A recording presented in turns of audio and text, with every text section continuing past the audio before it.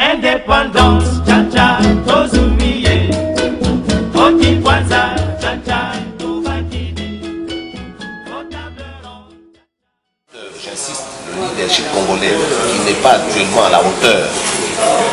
Ce leadership de demain avec M. Tshisekedi sera à mesure d'être un interlocuteur valable devant les Nations Unies, devant les partenaires bilatéraux et multilatéraux, afin d'amener une compréhension mutuelle avec les Nations Unies, notamment sur les problèmes cruciaux. En rapport avec l'élection présidentielle, Etienne Tshisekedi est donné favori et même gagnant dans tous les cas. Simplement, je voudrais savoir, vous êtes très confiant, qu'est-ce qui fait la différence aujourd'hui par rapport aux élections antérieures? Qu'est-ce qui vous fait penser qu'aujourd'hui, vous êtes si près du but? Mais vous savez qu'il n'y a jamais eu d'élection en 2006. Nous l'avons toujours dit, c'était une mascarade électorale à plus d'un titre. Je vous donne seulement un exemple. Le Congo, c'est un pays, vous l'avez souvent entendu, qui vient de perdre 6 millions d'habitants suite à la guerre qui a sévi dans ce pays-là. Ces 6 millions d'habitants, on n'a jamais localisé où est-ce qu'on les a perdus. 6 millions d'habitants, ça fait 2-3 pays en Afrique centrale, je ne veux pas les citer, donc qui auraient disparu de la carte du monde. Le Congo reconnaît aujourd'hui abriter sur son sol des troupes armées étrangères, ce qu'on appelle les forces négatives, les FDLR, les génocidaires rwandais, les membres de l'armée du seigneur de Kony et les rats, et j'en passe.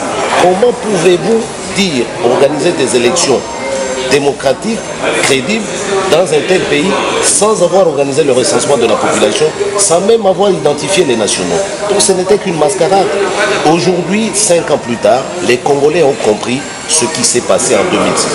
Ce n'est plus l'affaire de l'UDPS et de Tshisekedi. Ce sont maintenant tous les Congolais, en tout cas la grande majorité, qui dit cette fois-ci, il faut mettre fin à cette gabégie, à cette tragédie qui se joue au Congo. Et donc, la confiance de l'UDPS vient du fait qu'il se trouve maintenant au Congo une masse critique au sein de la population congolaise qui peut faire bouger les choses, contrairement à ce qui s'est passé en 2006. Toujours sur le plan politique, Vital Kamerhe, l'ancien président de l'Assemblée nationale démissionnaire, a pratiquement lancé un appel de pied au président Etienne Tshisekedi, disant qu'il était prêt à collaborer pour une candidature unique de l'opposition. Seriez-vous prêt à faire avec lui? Mais cet appel-là, il faut d'abord rappeler que c'est Tshisekedi lui-même qui avait lancé cet appel. Et Kamerhe n'a fait que répondre. Si ce que vous dites est vrai, n'aurait fait que répondre à l'appel lancé par M. Tshisekedi avant même décembre de l'année dernière, quand il se trouvait encore en convalescence en Europe. Et donc, M. Tshisekedi, qui a 30 ans de lutte, une lutte reconnue noble, une lutte reconnue intègre, une lutte reconnue même, j'allais dire, désintéressée en tant qu'individu, pour l'intérêt général, donc pour son pays, Tshisekedi ne peut qu'accepter tous ceux qui répondent à son appel, qu'il soit Kamerhe ou quelqu'un d'autre. Vital Kamerhe estime cependant que ce n'est pas parce qu'on est le plus ancien des opposants qu'on en est forcément le premier. Pour lui, il faut un cadre de concertation entre les opposants afin de définir qui portera la candidature unique de l'opposition. Qu'en pensez-vous? Vous savez, c'est cette partie-là qui me pousse à compléter aussi ma réponse de tout à l'heure. Tshisekedi, ça fait 30 ans de lutte et pas de transhumance politique, pas de vagabondage politique. 30 ans, reconnu par le monde entier. Kamerhe a vu le jour comme opposant le 14 décembre dernier, même pas un an. Alors, je ne voudrais pas, moi, qu'on fasse accréditer l'idée selon laquelle, en Afrique du Sud, par exemple, on aurait pu accepter que Thabo Mbeki demande à Mandela « Quel est votre profil, vous, si c'est vous qui devez nous diriger ?» C'est pratiquement la même chose. Et je dirais même que ce serait une injure à l'opposition, que quelqu'un qui a été l'artisan d'une dictature, en moins de 6 mois, qu'il revienne à l'opposition pour revendiquer qu'il en soit le chef de file. C'est une injure que nous ne pouvons pas accepter. Et serez-vous prêt à composer avec les troupes de Jean-Pierre Bemba qui est emprisonné à l'arrêt? Jean-Pierre Bemba est fils du pays. Quand vous parlez des troupes, vous voulez parler de ses militants, pas des militaires. Effectivement. Parce que l'UDPS est non violente. Non, Bemba c'est un fils de ce pays et je vous annonce que le président Tshisekedi vient de déclarer il y a moins d'une demi-heure. Dans 2 jours, il retourne. Nous retournons en Europe, en route donc pour l'Afrique, pour le Congo. Et avant d'aller au Congo, il ira à La Haye visiter Jean-Pierre Bemba qui est incarcéré à la Cour pénale internationale. Vous avez visité, ou enfin vous êtes dans une tournée internationale, vous rentrez très bientôt en République démocratique du Congo, vous êtes en plein travail, en pleine campagne, disons-le comme ça. Si malgré tous les efforts, par extraordinaire, Kabila venait à être élu, l'UDPS est un parti qui se veut non violent depuis toujours, quelle pourrait être votre réaction? L'élection de Kabila, avoir tous les observateurs, avoir toutes les enquêtes, tous les sondages, et ils ne sont pas ceux de l'UDPS. L'élection de Kabila résulterait d'une fraude, tout simplement. Et dans ce pays-là, cette élection-là signifierait tout simplement une provocation du peuple congolais et le peuple congolais ne tardera pas à réagir. Ce ne sera même pas l'UDPS, c'est le Congo qui va réagir contre cette fraude-là et contre cette provocation-là. Au plan sécuritaire, au plan interne, les nouvelles font état des centaines de femmes qui sont violées à l'est du Congo démocratique. Quelles sont les mesures que vous comptez prendre pour endiguer ce phénomène? Mais pour soigner une maladie, il faut en faire un diagnostic. Le problème de l'Est du Congo, c'est un problème lié à la gouvernance de Kinshasa, au régime qui est à Kinshasa. Parce que ceux qui violent les femmes, à Walikale, à Walungu, à Chabunda, à Mwenga, ce sont des villes de l'Est du pays, mais ce sont les membres de l'armée dite régulière de Kinshasa.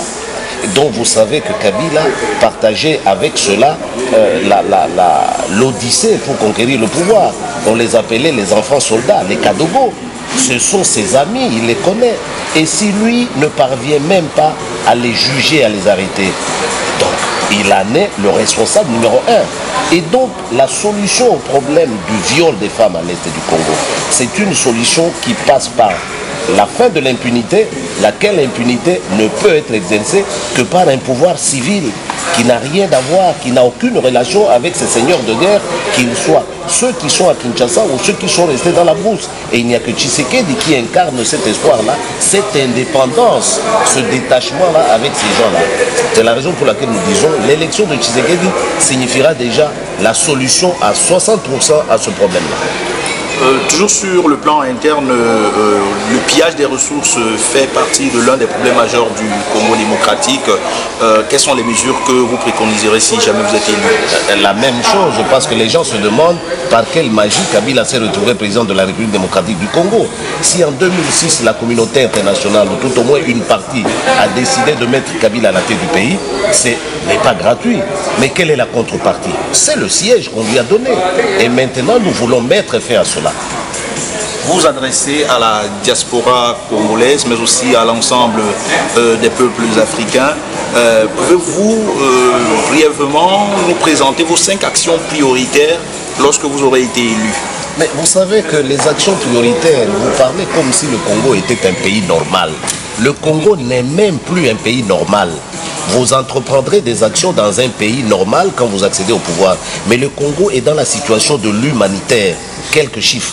40 femmes sont violées chaque jour au Congo. Un deuxième chiffre. 90% de la population congolaise est au chômage. Un troisième chiffre. Dans l'indice de développement humain, le Congo vient en dernière position juste avant la Somalie. Je donne un autre exemple. Le Congo ne connaît même pas le nombre de ses habitants, encore moins le nombre de ses nationaux. Vous voyez bien que c'est un pays qui est dans une position de l'humanitaire, de l'urgence. Et donc, nous allons d'abord faire face à ces urgences-là, parmi lesquelles la priorité des priorités, c'est la construction d'une véritable armée nationale, une police nationale au service du... Ce pays-là sera à la base d'une nouvelle vision, d'une nouvelle gouvernance au niveau de l'Afrique pour le bien de toute l'Afrique.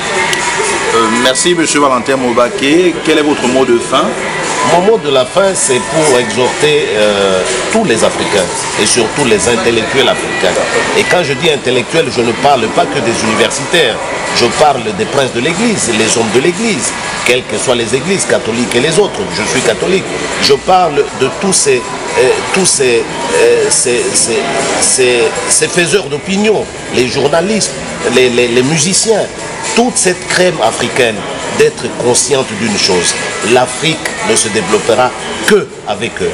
Alors, où qu'ils se trouvent, qu'ils ne se disent pas il n'y a que les politiques qui peuvent changer les choses. Tout Africain, où qu'il soit, a le devoir de contribuer au développement de son pays, de se mettre debout quand il y a une situation mauvaise, sociale, économique ou politique qui se présente dans son pays. Et suivez mon regard, nous avons plein de choses à faire en Afrique centrale et même au-delà. Je demande donc à tout le monde de se mettre debout et l'avenir, c'est l'Afrique. Le 21e siècle, ce sera le siècle de l'Afrique. C'était donc Valentin Moubaké, conseiller politique du président Etienne Tshisekedi.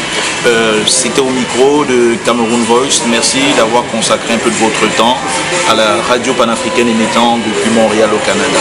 C'est moi qui vous remercie et à la prochaine.